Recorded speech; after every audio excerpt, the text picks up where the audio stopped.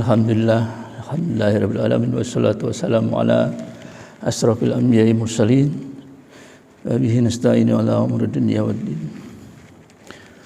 Rabbi shrah li sadri wa yassir li amri wahlul 'uqdatam min lisani yafqahu qawli. Amma ba'd.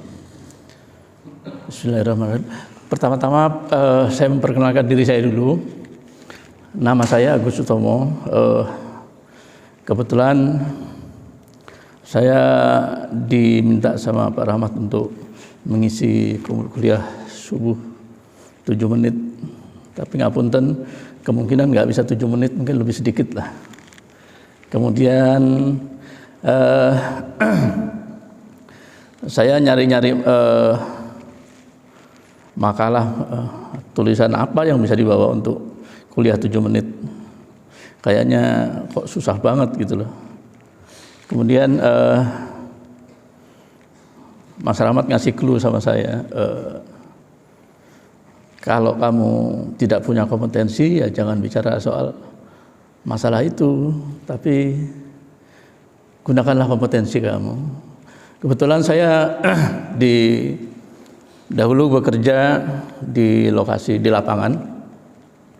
Jadi saya dapat kursus dan pelatihan mengenai keselamatan kerja ini hampir setiap tahun, karena sertifikasi untuk keselamatan kerja ini harus diperbarui setiap tahun terus, dan kebetulan alhamdulillah saya juga jadi pengajar untuk teknik dan kebetulan juga keselamatan kerja. Jadi saya merasa alhamdulillah saya punya kompetensi untuk di sini. Jadi mudah-mudahan tidak mengurangi harapan Bapak Ibu untuk belajar agama di kuliah subuh ini. Karena menurut saya pribadi loh Pak ya, ini adalah salah satu manifestasi dari surah Al-Alaq, Iqra bismi rabbikal ladzi khalaq. Ayat itu mempunyai makna bahwa kita itu harus belajar, apa aja harus belajar. Kita harus belajar supaya kita dapat ilmunya, kita tahu apa yang kita kerjakan itu semuanya berdasarkan ilmu. Jadi tidak hanya baca di WA kemudian kita lihat, wah saya bisa. Tidak seperti itu, ada ilmunya, ada yang harus kita pelajarin. Kita masuk aja ke dalam topiknya, yaitu mengenai keselamatan kerja. Jadi insya Allah kalau berkenan, misalnya jamaah dan teman-teman saudara-saudara sekalian berkenan dan interest dengan masalah ini akan saya lanjutkan dengan beberapa hal yang lain, seperti misalnya mengenai keselamatan listrik, kebakaran, kemudian P3K, kemudian cara mengangkat yang baik, lifting. Karena saya sendiri punya pengalaman, saya adalah korban. Contoh yang mungkin Bapak Ibu bisa ambil pelajarannya. Karena 22 tahun saya belajar kerja di lapangan, menganggap remeh masalah seperti kayak gitu dan tidak terkena langsung. Itu kumulatif. Setelah 20 tahun baru terasa, waduh asik juga pinggangnya. Padahal kita udah diajarin mengenai cara mengangkat yang benar. Tapi waktu itu karena masih muda rasanya angkat ini aman. Ternyata tidak. Kalau berkenan nanti kita akan lanjutkan ke itu. Ini yang saya awali topik pagi ini adalah mengenai pertolongan pertama, first aid. First aid itu tujuannya sebenarnya adalah kita memberikan pertolongan, bantuan atau pendampingan. Jadi yang dibutuhkan adalah menolong, kita membantu dan mendampingi korban. Pada sebuah kecelakaan, ada sebuah kejadian yang diperlukan sampai petugas yang punya kompetensi datang. Jadi kita itu tidak membantu dia untuk mengobati, tidak. Tapi kita mengurangi risiko supaya korban yang ada itu bisa tenang, bisa mendapat pertolongan pertama, bisa bertahan sampai petugas itu datang. Sebenarnya ini teoritis banget. Artinya kalau kita di sini, di tempat kita ini, yang namanya pertolongan ya kita harus menolongi. Completeness artinya kalau ada orang jatuh dari sepeda ya kita buru-buru kita angkat, kita pinggirkan dari ini. Tapi tidak seperti itu, tidak boleh seperti itu teorinya ya. Nah, mudah-mudahan praktiknya kita bisa kerjaan bareng-bareng nanti. Seperti yang saya bilang tadi, tujuan pertolongan pertama itu atau first aid itu adalah kita ingin menyelamatkan nyawa. Jangan sampai pada saat kejadian korban itu tidak bisa tertolong nyawanya, padahal kita bisa menolongnya. Kemudian mengurangi risiko lebih parah. Nanti kita akan bahas satu-satu mengenai 3 item ini adalah menyelamatkan nyawa, mengurangi risiko, dan membantu kesembuhan. Yang pertama adalah mengenai langkah-langkahnya adalah ada 3 hal yang penting. Pertama, waspada, kemudian kita periksa, kemudian kita mohon bantuan. Ini yang tempat kita yang kadang kita poin yang terakhir nomor 3 ini yang agak susah. Biasanya kalau kita lihat ada victim, ada kejadian, itu kita langsung berusaha untuk manggil menolong. Padahal itu adalah langkah yang pertama aja sudah kita lewatkan. Kenapa saya bilang ini kita lewatkan? Karena pada saat kita ada kejadian, apapun kejadiannya, accident, pertama yang kita perhatikan harus kita melihat dulu kondisi lingkungannya, kejadiannya. Ini korban kenapa? Apakah dia terjatuh dari sepeda, dia berdarah atau tidak, ataukah dia terkena listrik? Karena bukan sedikit kejadian orang terkena listrik, yang menolong pun ikut terkena listrik karena dia tidak tahu. Jadi yang harus kita perhatikan adalah pertama waspada. Kita lihat begitu ada kejadian ada orang tergeletak berdarah atau tidak, kita lihat kondisinya kenapa. Jangan kita pindahkan kondisinya, jangan kita pindahkan. Kemudian lanjutnya itu eksamin itu tadi, apakah dia berdarah, apakah dia bernafas atau tidak, apakah dia memiliki detak jantung. Detak jantung itu yang paling mudah adalah dua jari kita taruh di sebelah tenggorokan, kemudian geser sedikit ke sini, sebelah sini. Nah, itu paling mudah, insya Allah sih langsung ketemu loh itu ini detak jantungnya. Kemudian setelah kita tahu kayak gitu, kalau kita sendirian teriak langsung, tolong, minta tolong, ada kejadian, tolong. Itu wajib buat kita. Kalau kita sendirian, kecuali kalau kita sendirian, Pak ya, kita udah di tengah hutan atau nggak ada orang, nah itu mau nggak mau harus kita yang ngerjakan sendiri. Tapi kalau kita di tempat yang potensi ada orang, kita teriak minta tolong. Kemudian waktu kita memeriksa korban, itu kita pastikan kondisi korban itu kita tahu persis kenapa korban itu. Contohnya misalnya kita jatuh, terjadi kecelakaan kendaraan bermotor, tangannya mungkin sengkleh atau patah. Kita datang tiba-tiba langsung kita angkat, kita tarik. Karena kita pengen menyelamatkan. Tangannya bukannya makin bagus, makin ketarik, makin sengkleh, makin parah. Yang seharusnya bisa diperbaiki malah lebih parah. Yang pertama. Yang kedua misalnya kejadian mobilnya mungkin tertimpa pohon, kakinya kejepit.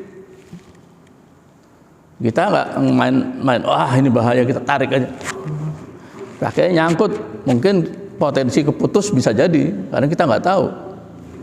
Jadi niat mulia kita untuk membantu malah bikin kondisinya lebih parah. Jadi diperiksa, bukan berarti kita memeriksa, kamu ini mau membantu orang kok kamu meriksa dulu, nunggu dulu. Itu kadang-kadang sebenarnya tidak, itu yang harus dilakukan yang terbaik. Ada juga misalnya seperti orang yang kena listrik tadi yang saya ceritakan. Kalau orang kena listrik,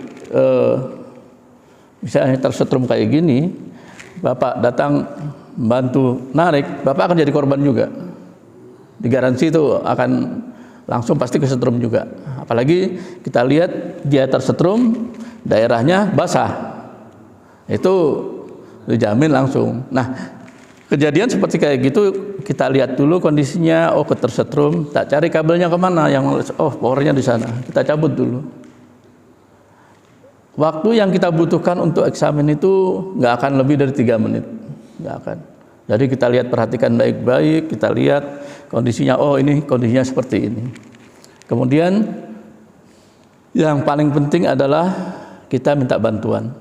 Mudah-mudahan di negara-negara yang sudah maju, respon untuk panggilan darurat itu kurang lebih sekitar 3 menit, paling lama 5 menit. Jadi kita masih bisa membantu secara menangani secara 5 menit, kemudian bantuan akan datang. Mudah-mudahan di sini juga bisa seperti kayak gitu, atau setidak-tidaknya kalau kita minta tolong sama teman yang lain bawa kendaraan, mungkin kita bisa langsung bawa kurang dari 3 menit untuk sampai ke lokasi terdekat.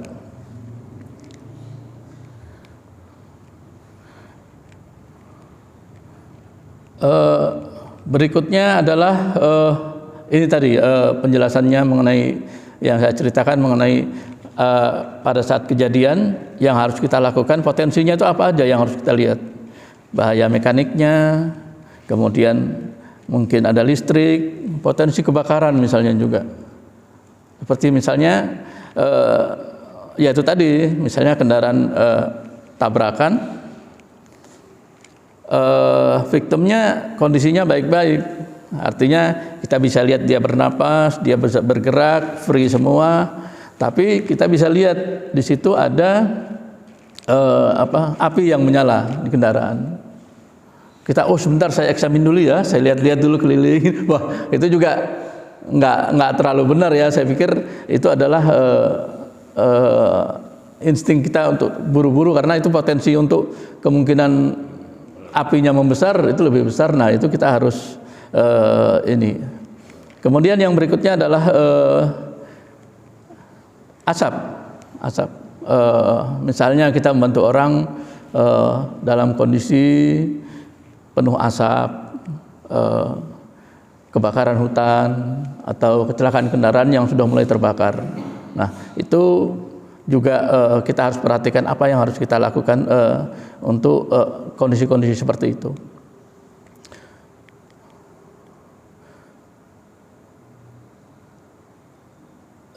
Sebenarnya listrik itu ada ceritanya sendiri panjang, tapi sebagian besar sih yang tadi saya ceritakan adalah potensi-potensi listrik itu. Salah satunya seperti kabel terbuka kayak gini gitu. Mungkin kita bantu orang, kita lihat, wah listriknya ini kabelnya terbuka. Walaupun dia tidak tersetrum, mungkin dia di sini kolaps, tapi kabelnya terbuka. Ini potensi kita membahayakan diri kita sendiri. Jangan sampai kita menolong orang, tapi kita juga membahayakan kita sendiri. Jadi itu mohon diperhatikan. Kemudian overload seperti colokan kayak gini. Nanti kita akan bicara lebih banyak mengenai listrik, tapi salah satu contohnya listrik seperti ini atau yang colokan 2, colokan 3 itu punya maksimum beban yang bisa diterima oleh colokannya ditambah dengan kabelnya. Sebenarnya dari situ kita harus lihat mana yang paling ringan, berapa ampere dia bisa terima kabelnya itu. Kemudian ada tadi yang saya bilang mengenai kebakaran, kemudian potensi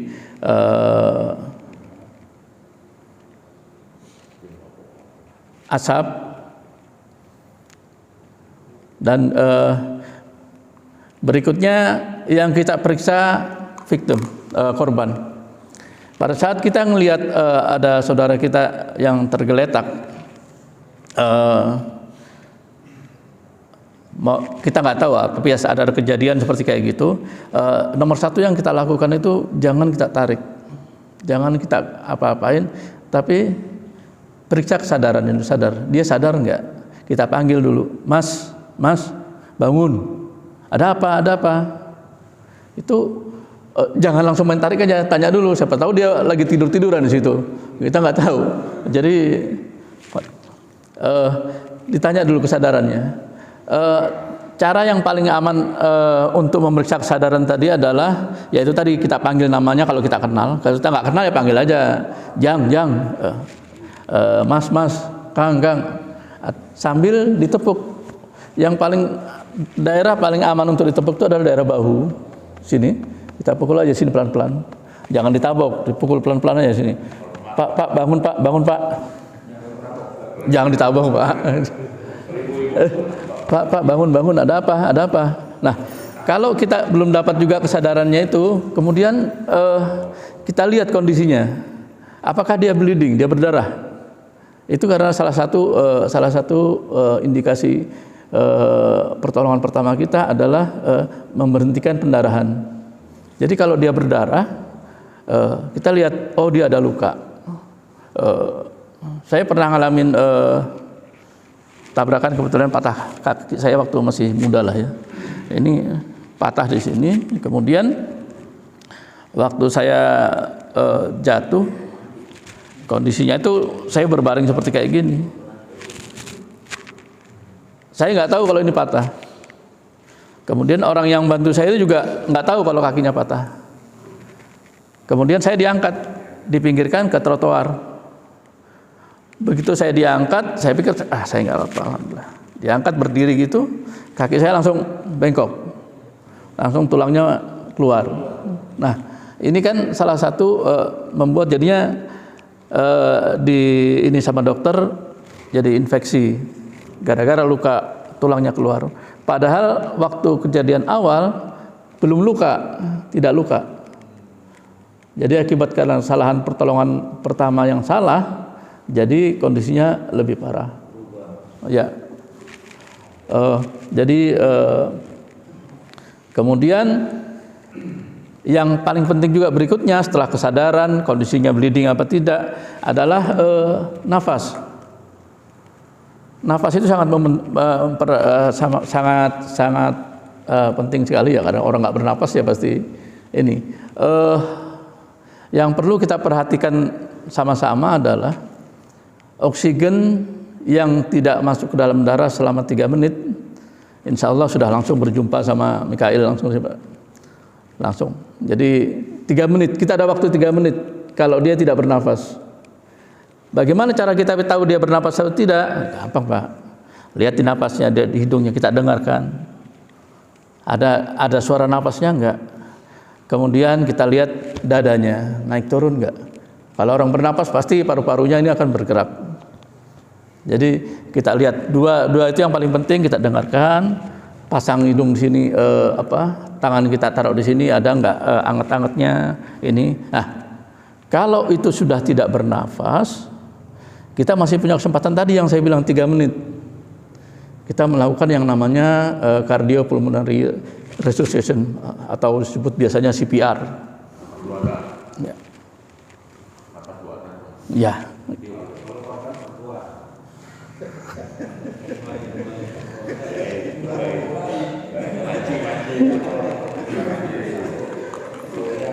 Tadinya saya mau mau nyari, Pak Rahman sudah bilang juga untuk ada demo enggak. Sebenarnya kita ada alat namanya alat CPR, boneka CPR. Itu bonekanya kebetulan ada lampu sama alarmnya. Jadi dikasih tahu sama kita bagaimana cara melakukan CPR. Kalau benar lampunya kan nyala, hijau gitu keluar atau merah gitu keluar. Kalau itu benar, kalau enggak benar. Nanti langkah-langkahnya saya akan kasih supaya buat pegangan aja. Ini buat biar kita tahu. Yang kalau ketiga-tiganya ini kita nggak dapatkan, insya Allah mungkin dia masih bernafas, dia pingsan, tidak ada pendarahan. Ada yang kita harus ngasih tempat dia, mungkin dia shock atau dia shock lah, biasanya seperti kayak gitu. Kita buat yang namanya recovery position. Recovery position itu adalah sebuah posisi di mana victim, korban itu dalam kondisi yang insya Allah aman sampai petugas medis datang. Recovery position itu seperti ini bentuknya. Itu cara mudahnya adalah pertama kita melindungi jantung. Jantung ini juga sepertinya ada hubungannya sama tidurnya Rasulullah yang selalu miring ke kanan, bahwa jantung itu jangan ditekan, jadi posisinya kita harus miring sebelah kanan gini. Jadi victim itu juga sama, jadi kondisi kita dia berbaring, yang pertama kita lakukan adalah kita tangan kirinya kita tarik nempel di pipi. Tapi tadi itu sebelum kita lakukan semuanya, kita lihat kondisinya. Jangan terburu-buru, jangan buru-buru langsung wah ini ada tenggelam langsung, ada orang pingsan langsung recovery loh, tarik aja. Di sebelahnya ada air, ada ini. Nah jangan. Jadi mungkin pertama kita lihat kondisinya, semuanya aman, nggak ada benda-benda tajam, nggak ada pecahan kaca, nggak ada ini, nggak ada apa. Benda-benda berbahaya di sekitar mukanya. Kemudian kita tangannya kita taruh ke pipi, tangan kiri sebelah ke pipi, kemudian dengkulnya kita naikkan. Jadi ngapunten, sebenarnya harus ada, tadi bawa ibu ke sini tapi nggak bagus. Jadi pertama tangan kita tarik ke sini, kita tarik sebelah kanan. Kemudian tangan palm, tapak tangan ini kita tempelkan ke pipinya sini. Wah, Sofyan, bismillah. Maaf, saya lepas Pak ya. Ngapunten, saya lepas dulu. Nah, kita lihat kondisi victimnya seperti ini. Yang nomor satu kita lakukan, kita berdiri jangan di sebelah kirinya, karena kita akan narik dia ke sini. Jadi kita harus posisinya di sebelah kanan. Nah, sebelah kanan, saya nggak duduk sebelah kanan karena saya nggak mau membelakangi sampean. Jadi pertama kita tarik tangannya di sini ke sebelah pipinya sini. Jangan lupa kita Sofyan bangun, dia sadar, harus sadar. Dia masih ada napasnya, hidungnya juga masih ada napasnya, tidak ada pendarahan. Kemudian kita tarik pahanya ke sini. Dan mau saya ke belakang ini. Jadi karena ini posisi yang paling enak. Jadi begitu ini dia posisi begini, kita naikin ke sini, kemudian langsung kita. Nah, tapi salah ini kan? Lagi tidak seperti ini Pak. Nah, jadi pertama yang sebelah kanan kita taruhkan sebelah sini. Tangan kiri, saya bilang tangan kiri kita taruh pipinya. Nah, setelah itu dengkulnya kita naikkan, baru kita tarik pelan-pelan. Nah, posisinya sudah.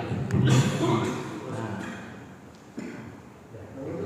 Ini pipinya, tangan kiri ini, ngapunten, ini melindungi mukanya dia. Syukur-syukur kalau kita bawa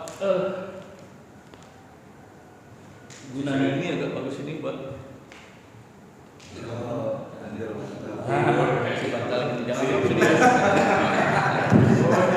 Ini namanya recovery position ini Pak. Ini adalah posisi di mana kondisi victim tidak berdarah, masih bernafas, masih sadar, jadi kita tunggu. Seperti inilah posisinya. Lagunya kayak didenangin Pak. Lagunya. Ini makanya tadi saya bilang udah masih bernafas, dia akan sadar. Kalau sadar, kalau dia nggak sadar, itu adalah ada namanya melancarkan airway, pernapasan. Ini dagunya ini harus naik ke atas. Cakepnya, ini naik dia ke atas. Nah, begini. Tapi nggak sadar Pak. Kalau nggak sadar kita bisa tarik ke atas gini supaya dia bisa bernapas dengan mudah. Ini kondisi nggak sadar. Kalau kondisi sadar kayak gini, nah aman, dia sudah akan mencari posisi yang nyaman. Tapi ini adalah posisi yang paling nyaman buat victim untuk menunggu bantuan. Itu ada pertanyaan? Harus free. Ya, daerah tadi. Betul. Jadi sebelum kita lakukan semuanya tadi yang seperti saya bilang, kita harus cek semuanya. Apakah di sini kerikil tajam, makanya kita perlu seperti ini. Apakah ada kaca, pecahan kaca, benda tajam atau paku lainnya. Jangan sampai pipinya ini atau kepalanya terkena benda-benda tajam. Ada ratusan ribu barang merah di Pak.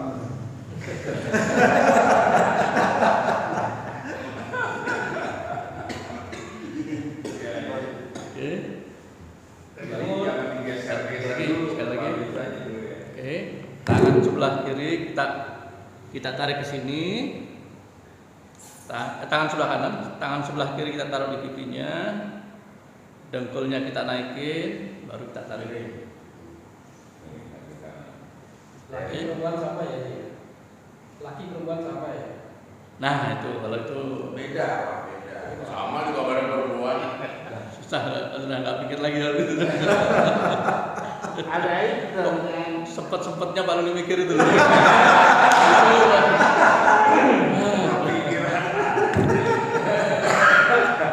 itu Pak RW loh Pak. Sebenarnya di pelatihan itu juga dikasih tahu. Pertama kita kan disuruh buka baginya dulu. Ini tuh harus dilonggarkan supaya nyaman. Tapi selalu ada pertanyaan seperti Pak Luli tadi. Kalau perempuan bagaimana Pak? Dia bilang, saya bilang, sempet-sempetnya mikir kayak ngomongin. Oke, ada pertanyaan lain? Gak ada? Kalau ini Pak, saya pernah lihat orang lagi berenang. Orang lagi berenang. Hah? Tempat yang dalam dia ada yang tenggelam lah gitu kan. Dia lagi tolong orang itu malah orangnya itu tenggelam. Ikut tenggelam juga? Ya, karena orang yang berenang kemudian yang mau tenggelam itu biasanya tenaganya jauh lebih besar. Dia kan berusaha untuk apa namanya bisa bangun lagi gitu tempat yang dalam. Orang nolong itu malah ketekan, ya jadi kelelep. Sehingga orang pakai barang lain bisa pakai pelampung, Ya. apa? Ya. Nggak bisa ditolong sama orang. Itu juga itu ada sesi sendirinya untuk bagaimana pertolongan pertama di laut. Tapi ya secara garis besar sih waktu kita mau nolong orang kita harus perhitungkan diri kita sendiri dulu nomor satu. Itu rumus nomor satu. Misalnya nih Pak Jul mau nolong Pak Rohmat mau ngangkat Pak Jul badannya, nah itu kan ceritanya wah ini enggak daripada pinggang saya patah jadi gara-gara mendingan kepala saya ikut jadi korbannya jadi dua jadi nah jadi cari bantuan benar tadi kalau dalam kasus tenggelam itu bukan kita terjun kita cari pelampung kita lempar pelampung. Kalau untuk kondisi yang survival biasanya sih kalau nolong orang itu kan kita harus nariknya dari belakang itu, tapi Mungkin Pak Tatang nanti bisa menjelaskan dengan lebih baik. Oke, kalau nggak ada lanjut lagi, ini diskusi Pak ya. Berikutnya CPR tadi. CPR ini seperti yang saya bilang tadi, Pak Rahmat juga minta ada demo, tapi ada bonekanya saya cari-cari kemarin nggak dapet. Jadi mudah-mudahan kesempatan yang lain saya bisa dapat. Karena ini penting banget CPR ini. CPR ini menurut statistik bisa membantu menyelamatkan nyawa itu lebih dari 80%. Jadi kalau ada orang pingsan dalam kondisi kita nggak tahu, tidak bernapas, terutama mengenai yang paling yang paling terkenal, yang paling top itu adalah jantung. Pada saat dia sudah kena serangan, tidak bisa bernapas, napas sesak, itu waktu kita cuma 3 menit. Tadi yang saya bilang bahwa oksigen itu kalau di dalam darah 3 menit nggak ada, wassalam sudah selesai. Jadi salah satu bantuan yang kita bisa lakukan adalah CPR. Nah, CPR ini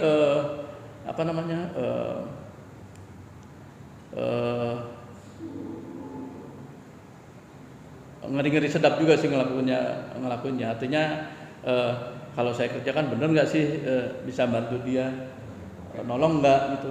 Tapi insya Allah Pak, yang Bapak kerjakan, kalau misalnya kondisi pasien tadi sudah Bapak lihat tidak berdarah, sudah tidak sadar, Bapak cek pernapasannya nggak ada, ini dadanya nggak naik turun, berarti dan tidak ada orang lain lagi yang bisa Bapak minta tolong, cuman Bapak yang bisa nolong victimnya ini, korbannya ini. Jadi yang Bapak lakukan insya Allah sih bisa membantu victimnya. Oke. Ini teorinya dulu lah, mudah-mudahan prakteknya nanti kesempatan lain saya bisa bawa bonekanya, jadi kita sama-sama latihan CPR. Pertama, ya tadi, yakinkan bahwa dia bernapas. Jangan tiba-tiba victimnya perempuan terus masih bernapas, CPR.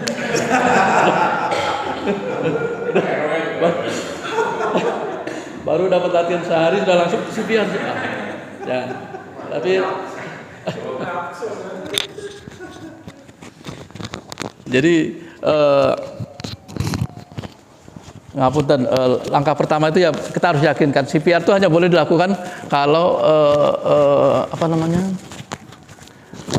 victimnya itu tidak bernapas, tidak ada detak jantung. Nah, jadi itu pertama kita terhadap korban. Jadi kita yakinkan tidak bernapas, periksa hidungnya, detak jantungnya tidak ada. Kemudian kita coba bangunkan kesadarannya tadi. Panggil, Pak Chandra, bangun Pak, jangan tidur. Bangun Pak. Nah, kita coba. Kemudian ya langkah berikutnya setelah kita sadar, kita tahu dia kondisinya aman, dia tidak bernapas, adalah kita dengarkan dulu ininya, airway-nya, tenggorokannya ini supaya lancar. Jadi posisinya harus kita naikkan ke atas, dia ngelihat ke atasan. Kemudian setelah kita naikkan ke atas, posisinya kita angkat ke atas karena dia tidak sadar. Ingat ini Bapak-bapak, ini tidak sadar posisinya kan. Jadi kita naikin ke atas ini gampang. Tapi kalau udah sadar kita naikin, pasti dia nggak mau. Jadi kita naikin ke atas. Kemudian kita melakukan yang namanya CPR. Itu posisinya ada di tulang dada sini Pak. Jadi kalau yang paling mudah itu adalah ngelihat bagian bawah dari lambung ke atas. Nah, ini ada tulang dada di paling ujung. Nah, kita naik ke atas sedikit, kira-kira 3 jari. Ya, jadi jangan di lambung, jangan tekan lambungnya, tapi tulang dadanya kita tekan. Tulang dada kita tekan. Nah, caranya itu adalah terserah Bapak mau tangan kiri atau tangan kanan, tapi satu tangan kiri dulu seperti turun ke bawah gini, kemudian tangan kanan kita masuk di arah sela-selanya ini, dan ingat tangan ini harus lurus ini Pak, tangan ini lurus, jangan kita begini kan, ada 1, 2, 3 ya. Jadi kita harus dekat. Nah ini jadi beban badan kita yang kita pakai. Kemudian pada saat kita nekan ini, itu juga dilihat korbannya, artinya umur berapa. Kalau bayi, bukan anak-anak di bawah 10 tahun itu juga penekannya beda sama nekan. Nanti Pak Rahmat ngelakuin sama Pak Jul gini, sekali tekan, bruk, langsung bukannya bernapas tapi tulang giginya patah semua. Jadi tekanannya tidak terlalu berat, tidak juga langsung kita tekan itu, tapi cukup untuk menggerakkan tulang dadanya ini. Jadi kita hitungannya 30 kali 2. 30 kali 2 itu maksudnya gini, kita hitung 1, 2, 3, 4, 5, 30 kali. Kemudian airway-nya kita tekan ke atas, hidungnya kita tutup, kemudian kita tiup. Kita tiup sambil kita lihat dadanya. Kalau Bapak tiupnya benar, hidungnya tertutup, kalau nggak ditutup, Bapak tiup, itu keluarnya lagi di hidung. Jadi harus ditutup. Kalau petugas CPR, petugas Poseidon, dia punya masker ini masker khusus buat CPR, itu langsung nutupin hidung sama mulut, ditaruh begini langsung ditiup, jadi nggak perlu kita tutupin hidung lagi. Nah, kemudian kita tiup 2 kali sambil kita lihat dadanya naik apa enggak. Kalau nggak naik, kita lanjutkan sambil kita bangunin, Mas bangun, Mas bangun. Selalu kita sounding itu kita omongin terus, teriak, Pak bangun. Kita ulangin lagi 30 kali 2 tadi. 1, 2, 3, 4, 30. Terus itu dilakukan terus sampai teman kita tadi yang datang nelpon petugas ambulan sampai datang. Jadi kelihatannya teorinya sih gampang kelihatannya. Itu yang waktu 3 menit itu, yang kesempatan 3 menit. Iya, 30. Tapi kita lakukan terus 30 kali 2 kali 30 tekanan, 2 kali tiupan. Sambil Pak bangun, Pak bangun. Terus kita kerjakan itu. Biasanya sih ngapunten, saya sendiri pun belum pernah melakukan sampai benar-benar victim yang benar. Cuman secara statistik itu 3 kali cycle biasanya sudah bangun, biasanya ditandain dengan batuk-batuk. Kalau dia sudah batuk-batuk, alhamdulillah itu sudah balik lagi, dia udah seperti kayak gitu.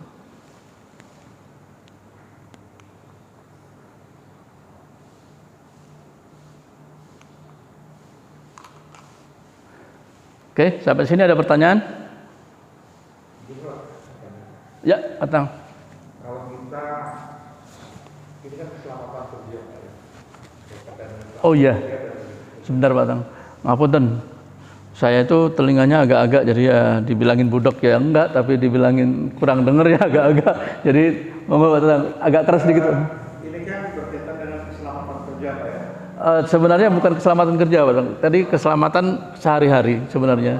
Nah, bagaimana kalau kita menemukan, misalnya kita dalam suatu proyek, ya, menemukan korban itu Meninggal.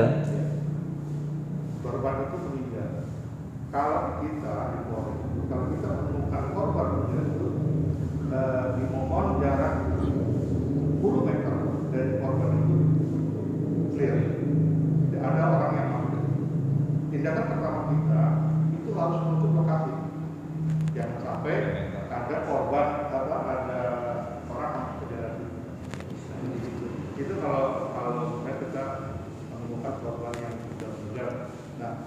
berkaitan dengan tadi penjelasan Bapak itu, yang korban meninggal itu kan kita bisa dideteksi hanya melihat saja, dilihat saja. Oh, korban ini meninggal. Seperti kejadian waktu di Surat Tol ya, jalan tol yang dulu. Yang di jalan tol itu ada yang dulu waktu itu kan nggak ketahuan berapa korban yang meninggal. Oh ini ada yang bisa ditolong, oh ini yang tidak. Jadi kalau berkaitan dengan itu, kalau kita menemukan jadi korban yang sudah meninggal itu yang kita anggap sudah meninggal 10 meter dari lokasi kejadian itu. Mau itu hanya menambah. Ya. Nah, setuju banget saya bilang Pak Tatang, itu memang itu adalah SOP-nya memang seperti kayak gitu. Nah, yang saya ini adalah makanya ini tadi yang saya sebutkan tadi ini eksamin tadi, memeriksa victim.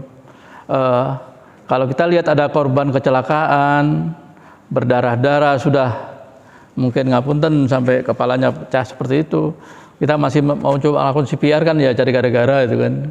Ya, seperti kayak gitu, benar Pak Tatang tadi, kita harus mengamankan TPK istilahnya. Jadi supaya petugas itu bisa menganalisa kemungkinan bahayanya kenapa sebenarnya, apa yang terjadi sebelumnya. Jadi kita perhatikan.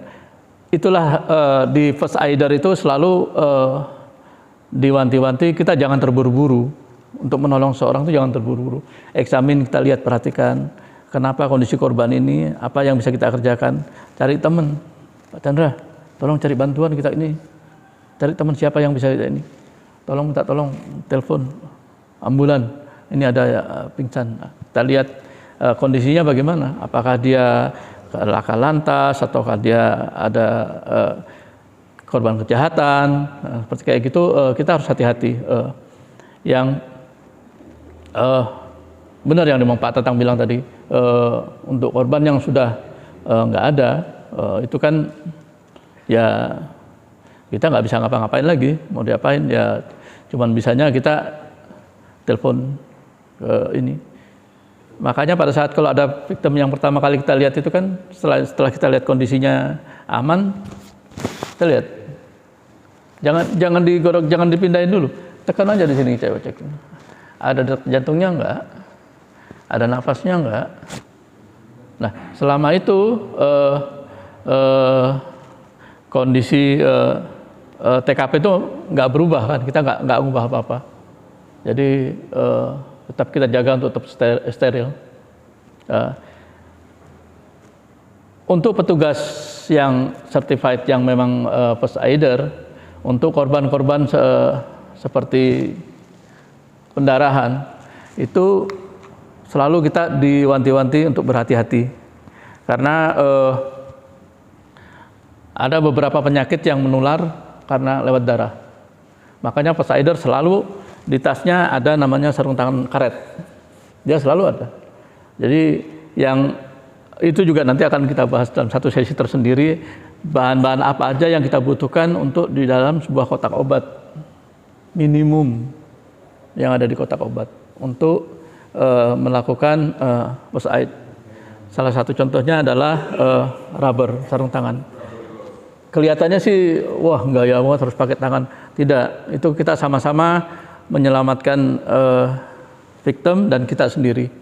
Karena kalau tangan kita nolong, pendarahan kita tutup, sementara tangan kita kotor, infeksi, penyakit. Kita yang jadi masalah, kita bisa dituntut.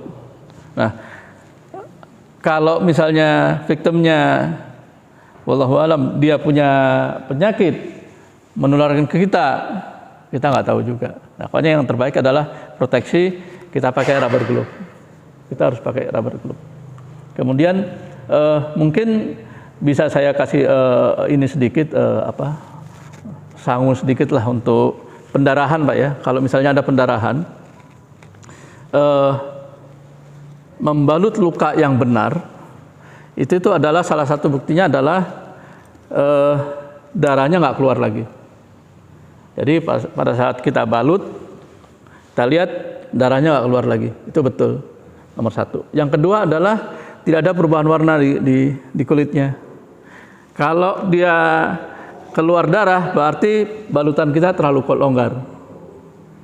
Kalau terlalu longgar, jangan dibuka perbannya. Ambil perban lagi lain, ambil kainnya lain lagi, balut lagi agak lebih kencang. Karena kalau kita buka lagi, kemungkinan lukanya makin besar, bisa. Nah, kemudian kalau dia terlalu kencang, nanti malah aliran darahnya terhenti, nggak bagus. Jadi salah satu simpelnya adalah indikasinya adalah darahnya nggak keluar. Kalau kita nggak punya pembalut, nggak punya perban, cari kain yang bersih, kita tutup, tekan di mana di daerah yang berdarah tadi. Cuman pendarahan itu juga kita harus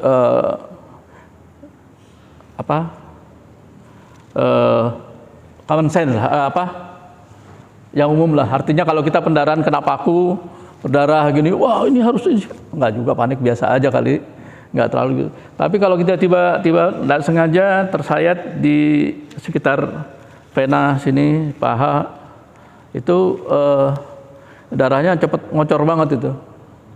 Nah, darah cepat ngocor itu kita itu yang harus benar-benar kita tolong, benar-benar kita hentikan pendarahannya. Hentikan pendarahan itu sebenarnya lumayan mudah sebenarnya, Pak. Cuma ditekan aja. Kalau dia masih berdarah, tekan lagi. Cuman itu aja, obatnya nggak ada lain lagi. Makanya kenapa harus dibalut supaya dia pendarahannya berhenti. Nah, jadi kalau dimanapun tempatnya berdarah, tangan kiri, belakang, tekan aja, Pak. Tekan. Ambil kain, tekan. Syukur-syukur kita punya glove, kita tekan. Tahan. Karena darah yang tidak terkontrol keluar itu arahnya pasti ke kehilangan nyawa. Jadi itu salah satu bantuan yang sangat penting sekali. Tapi lagi karena kalau beda kasus ya, kalau kasus kita berangkat orang stroke tiba-tiba gitu, itu saya kira kita jangan langsung menolong, tapi biarkan dulu beberapa saat, beberapa menit, setelah itu baru kita angkat. Karena kalau kita begitu kena, kalau kita angkat bisa cepat terkaya mendarat itu kira-kira. Iya tadi Pak, yang saya bilang, kalau kita lihat ada korban, jangan kita langsung angkat. Tadi eksamin dulu, kita amankan dulu, kita yakinkan dia ini nggak sadarnya karena apa. Kalau dia karena unknown, masih bisa kita lakukan sesuatu. Tapi kalau misalnya dia di situ dia habis main bor listrik, ada listrik kesana kemari, ada air. Itu dulu yang kita amankan, Pak. Source-nya dulu, sumbernya dulu yang kita amankan dulu. Baru kita bekerja ke korban. Jadi misalnya listrik, kita cabut dulu colokannya, kita matikan breakernya. Kalau misalnya itu ada bahan bakar, apinya kita padam, kita pinggirkan dulu. Kalau di situ ada pecahan kaca, kita bersihkan pecahan kaca di pinggir sekitarnya. Kemudian baru kita mulai tadi periksa kesadaran. Selama dia masih bernapas dan masih detak jantung, mau dia kakinya patah, mau ini masih aman itu Pak. Istilahnya jauh dari jantung lah, jauh dari sekitar sini jadi masih aman. Kalau Pak Tatang bilang kalau ketembak sini aja masih aman, jauh dari jantung Pak ya, jadi masih aman. Jadi nggak masalah yang kayak gitu-gitu. Tapi yang penting periksa napas ini. Kalau sudah kayak gini ya udah, diamin aja udah. Timbul panggil aja Pak Tatang ke sini Pak. Ada TKP ya, udah. Lanjutin dari Pak Anies, kalau kita orang-orang udah yang udah sepuh gitu kan, yang suka jatuh di kamar mandi itu juga. Gimana? Orang yang udah tua gitu kan. Kalau Udah tua? di kamar mandi, gitu, ya itu juga. Apakah betul memang harus segera diangkat atau bagaimana? Jatuh di kamar mandi, kepleset wah. apa gitu. Ya. Itu kan seperti sehari-hari gitu. Ya, sebenarnya ini kasusnya paling sering Pak ya, jatuh di kamar mandi. Kalau kita tahu persis dia jatuh di kamar mandi, ya kita harus ingat, tahu persis dia jatuh di kamar mandi, itu kita bisa melakukan apa yang harus kita lakukan. Tapi kalau kita nggak tahu, misalnya jatuh, ya tadi yang saya bilang Pak, mungkin kakinya, tangannya patah, kita nggak tahu, kita main angkat aja, tahu tangannya ini, kita nggak tahu apakah dia karena nggak pingsan aja. Makanya tadi yang pertama kali yang kita lakukan apa tadi? Periksa kondisinya, aman, kamar mandi, kita periksa kesadarannya. Kesadarannya nggak ada, bisa kita pindahin. Tapi hati-hati tadi yang saya bilang Pak, tolong dieksamin dulu, dilihat dulu apakah dia jatuhnya benar-benar dia jatuh karena terpeleset, ataukah dia karena hal lain, atau lagi di kamar mandi lagi main hair dryer kesetrum, kita nggak tahu. Kita harus perhatikan itu dulu. Intinya tidak usah terburu-buru kan ya? Iya, jangan buru-buru Pak. Jangan. Kita ada waktu 3 menit tadi yang saya bilang. Oksigen itu di dalam darah masih ada waktu 3 menit untuk bisa mempertahankan kehidupan. Kalau lebih dari 3 menit dia nggak dapat oksigen, berarti sudah selesai. Dan 3 menit. Jadi pelan. Kalau jatuh di kamar mandi pernah. Nah, Pertama kali kita harus bukan tadi itu Pak, diandukin dulu Pak. diandokin dulu. Ya. Enggak. Diandukin dulu. Jadi ke kamar mandi kalau renang. Bagus ya. Ya. Mengenai yang CPR tadi, ada nggak aturan yang ini mungkin buat first aider atau kita ya? Kan ini lagi masa wabah penyakit menular nih Pak. Nah, itu kan kalau kita kasih nafas kan ada satu bersentuhan itu Ya. ada aturan mainnya nggak Pak? Jangan-jangan nggak bisa sakit nih gitu. Nah, itu. Kita gitu nggak? Aturannya itu seharusnya kita kalau first aider Pak ya, di kotak obat yang sebenarnya itu ada maskernya Pak, ada plastik buat untuk mulut supaya kita tidak bersentuhan langsung. Jadi dia ada untuk mulutnya. Tapi di dunia nyata kalau kita benar-benar, kita kan bukan first aider, kita nggak mungkin bawa kotak obat kemana-mana. Jadi ya Bismillah aja.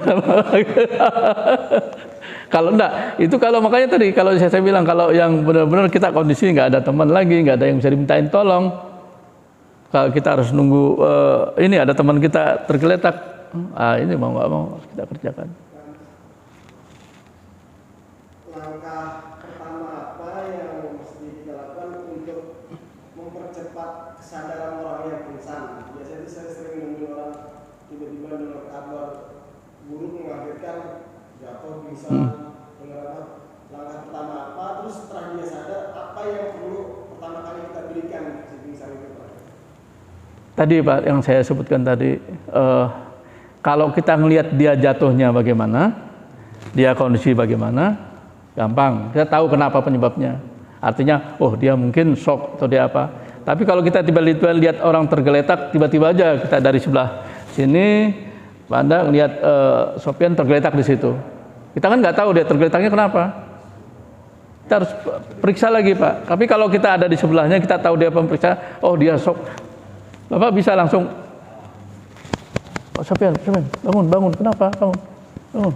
Mungkin kadang-kadang suka kita kasih wangi-wangian supaya dia bangun kayak minyak kayu putih gitu. Nggak apa-apa itu kita kasih. Tapi ya jangan ditumpahin gitu Pak ya. Langsung di telinga, di ini. Yakin kan tadi Pak, napas ada, ini ada. Berarti dia nggak sadar, ya udah kita bangunin aja. Pak bangun, tungguin terus Pak. Jangan ditinggal. Sambil bilang, Mas tolong ini ada orang pingsan, tolong cari bantuan. Mas Sofyan bangun. Tepuk aja sini terus Pak. Bangun terus. Tungguin terus Pak. Setelah dia sadar, apa Pak yang pertama kali kita berikan apa? Minum atau apa? Enggak, jangan dikasih apa-apa. Jangan dikasih minum, jangan dikasih makan, jangan dikasih blonyoan segala macam itu, jangan Pak. Jangan. Sadarkan sadar, ajak ngobrol. Mas kenapa ini kali ini? Saya nggak tahu saya kenapa. Sadarkan, Pak. Sadar. Kalau dia sudah sadar, dikasih tadi kepalanya diamankan, kepala dia aman. Kenapa tadi? Wah, nggak tahu, gue pusing ini kenapa tiba-tiba jatuh. Baru Bapak bisa mulai ngasih air teh anget, air putih. Kalau sudah sadar, nah itu yang penting. Kalau belum sadar, tapi masih bernapas, bangunin aja Pak terus. Pak bangun. Kasih wangi-wangian, kasih minyak kayu putih. Itu. Tapi jangan dibelonyoin, jangan Pak bangun, tumpahin. Jangan Pak. Kita bangunin aja. Paling aman itu di daerah sini. Pak bangun. Kalau saya sering lihat kalau ada orang misal itu dia belum sadar suka ada yang dimasukin. Nah jangan, enggak boleh. Iya. Tiba-tiba dia bangun ya. Betul. Begitu saya sering Ya, betul. Karena ada salah satu korban yang bisa pingsan karena kesangkut makanan. Kesangkut makanan, choking biasa orang ini bahasa medisnya, choking. Itu kalau kita kasih minum makin nyangkut. Dia pingsan kita nggak tahu, kita minumin aja, tahu nyangkut. Padahal dia choking. Choking itu paling gampang kita tekan sininya aja, beberapa kali kita berdiriin, kita gini, itu insya Allah sih bisa keluar makanannya itu. Nah, yang penting kesadaran Pak, kesadaran. Kalau dia sudah sadar, kenapa? Oh tahu nih, ini minum teh hangat nih, minum dulu. Ini gak ada gorengan. Nah, itu bisa kita iniin. Tapi kalau belum sadar, jangan dikasih makan. Ya, itu bisa lagi kita bicarakan nanti. Ada sesi berikutnya lagi. Choking ya. Ya. Jadi choking itu mungkin buat ini aja, induction aja. Choking itu kalau dia kesedak, yang kita kerjakan itu kita tarik, kita dari belakang, kita pegang.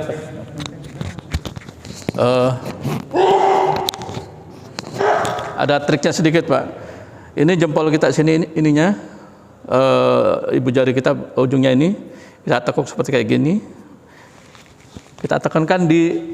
Nah, kalau ini di bawahnya tulang dada tadi, di lambung sini, kita tekan ke atas. Dari belakang kita tekan, kita peluk dia, peluk loh Pak. Kita angkat ke atas, tekan ke atas. Nah, 2 kali kita tepuk, puk, lagi, 2 kali, tepuk lagi. Ya, sampai dia benar-benar sampai dia batuk. Sampai dia batuk. Kalau dia belum batuk, angkat lagi terus. Ya, sampai dia batuk. Karena begitu dia batuk itu akan keluar ininya, benda yang nyangkut itu. Ini bagus. Kalau ini pernah terjadi di masjid ini, Pak. Bagaimana cara penanganan orang yang ayan, Pak? Ayan. Ayan, Pak, karena dia sadar. Ya. Dia bisa, tapi dia tidak sadar dia. Ya. Akhirnya seperti tahun kemarin ya, itu lebaran. Di dalam ini Pak, ayat bagaimana cara penanganan? Apakah kita segera bawa keluar, kita kasih minum atau bagaimana? Ya, kalau ayan itu sebenarnya itu kan karena ada bahasa medisnya, otaknya apa gitu. Cuman nggak ada yang bisa kita kerjakan sama ayan itu Pak. Artinya yang bisa kita kerjakan adalah nungguin. Kita nungguin, jangan sampai dia nggak sadar, jangan sampai dia mungkin dia unconscious itu ngamuk-ngamuk, kepalanya terbentur sesuatu. Jadi yang bisa kita kerjakan menunggu supaya dia benar aman, nanti dia akan balik sendiri. Tapi tetap kita bawa ke tempat supaya. Ya, kalau misalnya untuk kondisinya dia di tempat yang berbahaya, ya kita pindahkan Pak. Tapi kalau di tempatnya misalnya di dalam sini kita geser samping. Kemarin waktu lebaran kan udah lagi penuh waktu. Nah dia di tengah-tengah ini dia ayan. Oh. Ya kan tetap sesuai dengan itu kita bawa. Kita pindah, taruh di tempat yang aman, nggak masalah. Karena kalau kita tahu persis Pak ya, itu karena ayan, kan berarti nggak ada fracture, nggak ada pendarahan. Jadi insya Allah sih aman, kita pindahin, aman. Dan itu nggak bisa kita apa-apain Pak. Yang bisa kita tungguin, yang bisa kita lakukan hanya menunggu sampai dia kesadarannya balik. Ya saya pernah diatur mau berangkat, tidak juga ada yang ayan. diamin aja. Iya Pak, kita tungguin, bukan dia. Iya betul. Laki kalau perempuan bos nekat. Monggo Pak.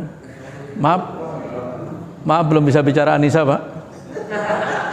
Besok. Nggih. Kalau kondisi seperti kayak tadi, yang pertama kitanya harus kenal. Kalau memang kita mau bantu, kita harus bisa mengontrol diri. Ya. Setelah itu, yang tadi Pak bilang kasih itu, kita harus bisa memotivasi si korban. Nah. Memotivasi si korban. Ya. Setelah itu, kalau kondisi kecelakaan disposisi yang tadi dibilang Pak tadi patah, tapi hati kita mau membantu. Ya. Kalau kita memang mau membantu, mau gotong dia, ya, kita harus lihat posisinya yang kakinya saya patah, cari papan yang lurus, Ya. supaya jangan disposisi yang tadi kan, Ya. disposisi namanya. Ketika diangkat kita nggak tahu teorinya, Ya. disposisi. Ya. Setelah disposisi itu yang bermasalah, jadi papan jadi panjang. Wah, menarik. Kalau kita mau bantu dia cari papan yang rata, Ya. kita ikat, baru kita bisa pindahin. Ya. Tapi kalau enggak, kalau memang tidak ada, kasih kesempatan dia untuk bisa menjadi oksigen. Ya. Daerah sekitar situ harus kayak tadi harus clear. Ya. Jangan ngayuh selesai. Umumnya orang gitu. Ya. Rata-rata kita melihat kondisi seperti itu tanpa kita sadari, kita panik sebenarnya. Mau nolong tapi kita panik. Begitu. Jadi kalau kondisi kayak begitu, pastikan dulu diri kita nih dalam kondisi yang aman. Ya. Setelah itu baru kita memotivasi si korban. Kalau memang ada di tengah jalan, kalau memang memungkinkan kita mau bisa bantu seperti ini, ya kita harus cari ada yang lurus supaya jangan terjadi disposisi yang tadi. Ya. Jadi sih Pak, maaf.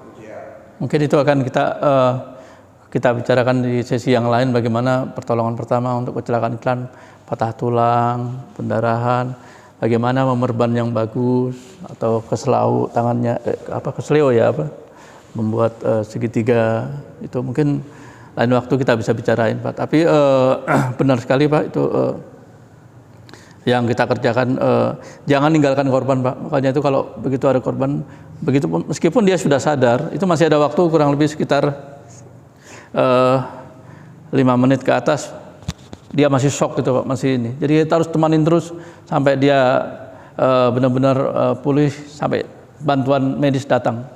Jadi kita harus tungguin benar-benar Pak, jangan digerak ya. Buat yang mau CPR jangan makan jengkol. Tadi sadar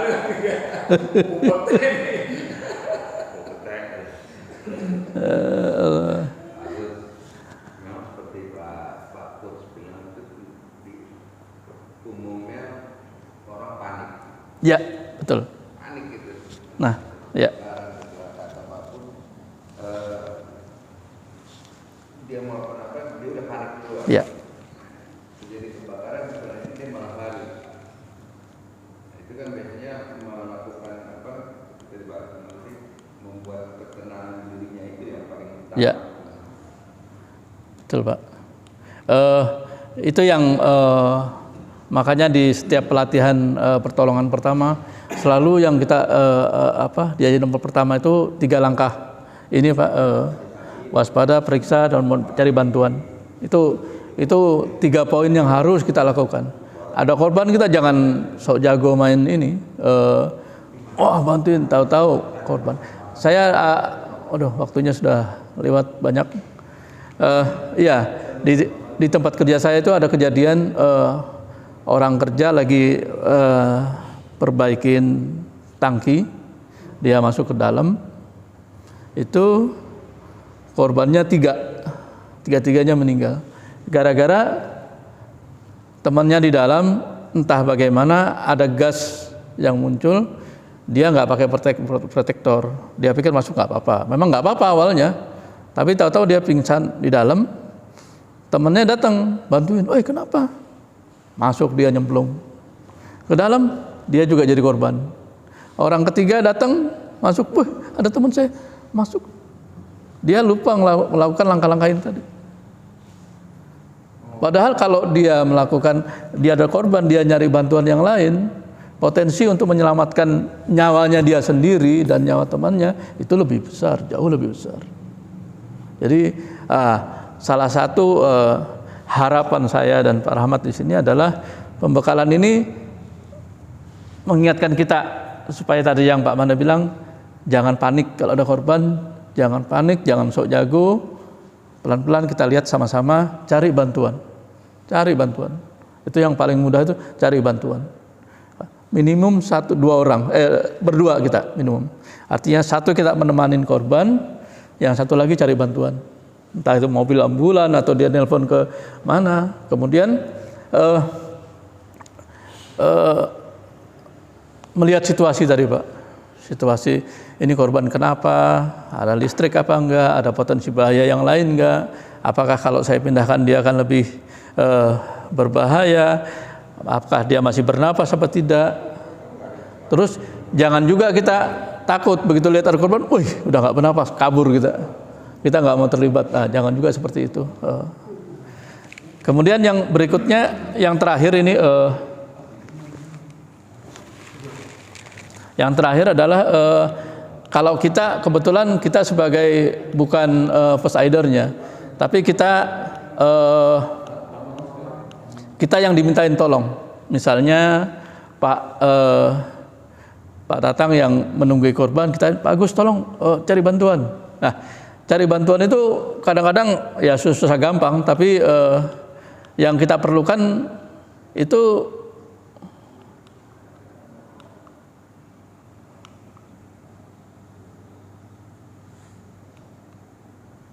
kok nggak ada.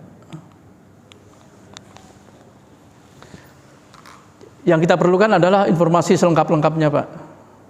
Kita jangan panik, telepon ambulan, Pak tolong Pak, ini korban, ada korban di sini, di mana nggak tahu Pak, itu dekat, pokoknya rumah yang cat merah saya nggak tahu di mana, pokoknya tolong mendadak sini segera. Panik kita Pak, kita nggak tahu posisi kita di mana, itu bisa kejadian dan sangat mungkin sekali karena kita panik. Nah, sebagai kita orang kedua yang disuruh minta bantuan, kita harus mulai cari informasi, di mana? Oh ini Pak, saya di Masjid Anas di Pamulang MA, lokasinya itu kalau Bapak masuk dari komplek MA itu belok 3 gang belok kanan, sebelah kanan Bapak akan lihat masjidnya. Itu saya berada persis di bawah tenda warna biru. Korbannya itu pingsan Pak, tapi nggak ada pendarahan, nggak ada apa-apa. Insya Allah sih saya mohon bantuannya, tolong datang segera. Korban itu kalau nggak salah umurnya sekitar 17 Pak. Misalnya gitu, laki atau perempuan gitu kita. Nah, itu informasi kayak gitu harus kita pegang dan jangan panik kita Pak. Telepon, dan kalau bisa HP ini kita nyalain terus. Pak saya tunggu Pak ya, ini tolong segera datang.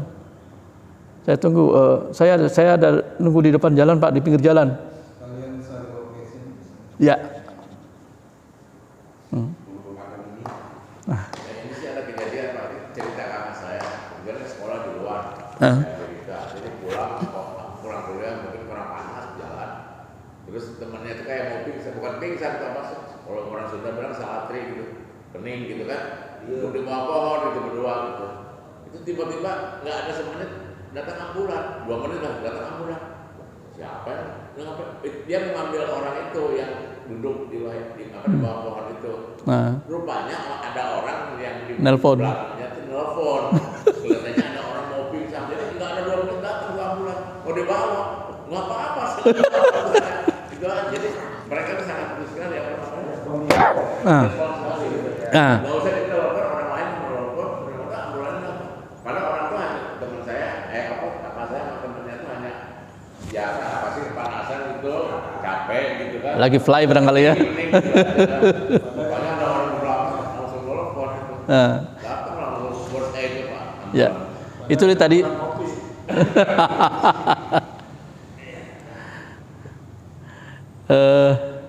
Ada lagi yang lain? Udah cukup ya, udah jam. Ini apa nih? tidak RT 1. Ada dokter dari Pak RT. Pak RT. Nah, cocok ya. Apa itu? Cocok, ini kan first aid, jadi kalau ada apa, panggil Pak RT. Langsung. Oh, tidak. Saya sharing ini supaya bapak-bapak semuanya sudah punya bekal untuk bisa melakukan. Kalau Tapi saya terus terang loh, kalau Pak Agus punya, saya kan tahunya Pak Agus itu ya punya ilmunya tuh di daerah pertambangan perminyakan apa gitu. ya, Tapi kalau first aid ini kan baru tahu. oh ya, Jadi kalau ada apa-apa kan bisa manggil dan harus standby. Maksudnya ada first aid ya. yang saya agak jadi Itu kan ada itu ya kursus ya K3 itu ya. ya ada pelatihannya ada, betul Pak. Ada pelatihannya, ada sertifikasinya juga untuk jadi seorang first aider yang benar Pak ya. Yang saya agak di sini itu adalah yang tadi minta bantuan tadi Pak.